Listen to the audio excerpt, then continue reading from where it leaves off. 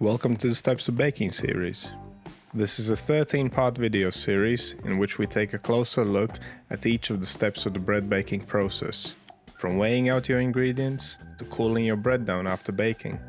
Each of these steps is just as important as the next, and all of them affect the outcome. So in this episode, we'll talk about preshaping. Preshaping is the step taken after dividing the dough. The main purpose of preshaping is to organize the random pieces of dough into more consistent shapes.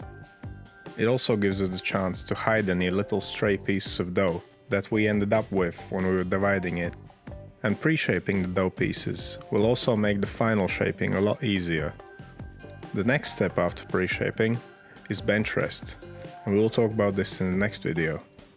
Well, let's talk a little bit about how to preshape. Now, most of the time you would preshape your dough pieces into rounds. And it's very simple. You take a piece of dough, you flatten it out, you fold the edges over the middle, going around in a circle until you reach the point where you started. But depending on what kind of dough you are making, you might want to preshape them differently. In this example, I'm making bagels, so I want to preshape my dough into tight cylinders. Fold the edges over each other, then fold over the top and the bottom, and then tighten against the table.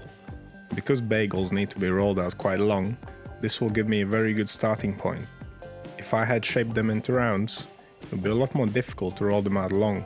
Now, besides just organizing your dough or pre-shaping it into a certain shape, the pre-shaping step can also be used to give the dough more strength.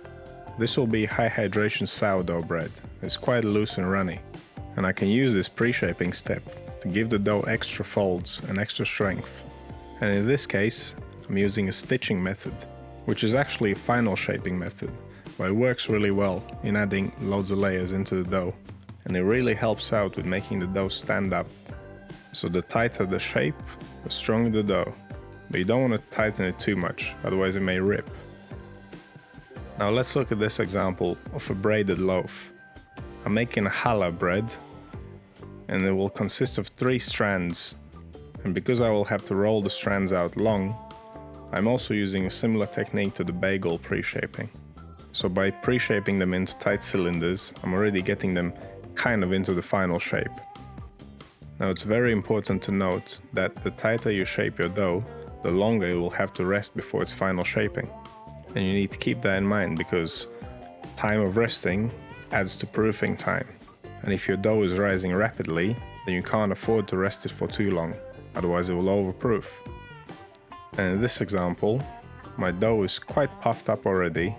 It's rising very quickly, so I can't afford to rest it for very long, otherwise it'll overproof. So I'm doing a very light pre-shape. I'm not creating a lot of tension. My main purpose here is to shape it into a ball, so it's all the same shape. And that's it. Now, there are a few steps in the baking process that can be skipped depending on what kind of dough you're making. And pre-shaping can be skipped in the case of ciabatta, for example, as most of the time it will be divided into the desired shape straight after bulk fermentation, and then left to proof for the final time before baking. Now, if you are making only one loaf of bread, or for instance a focaccia in this case, then pre-shaping is not always necessary. You just pop it out on your tray, leave it to proof, then you just stretch it out a little bit more just before baking, and that would be it.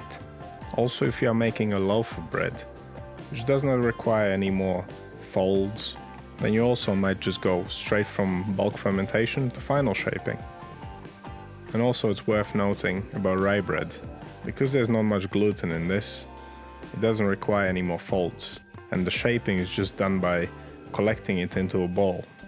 So you'll be shaped and placed in a basket straight after mixing, and the pre-shaping step would be obsolete. And that's all about pre-shaping. Quite simple, right? If you have any questions or suggestions, write them down in comments. If you want to learn more about the steps of baking, check the playlist at the end of this video. If you are new to this channel, consider subscribing. I post 2 videos a week about bread and all things baking.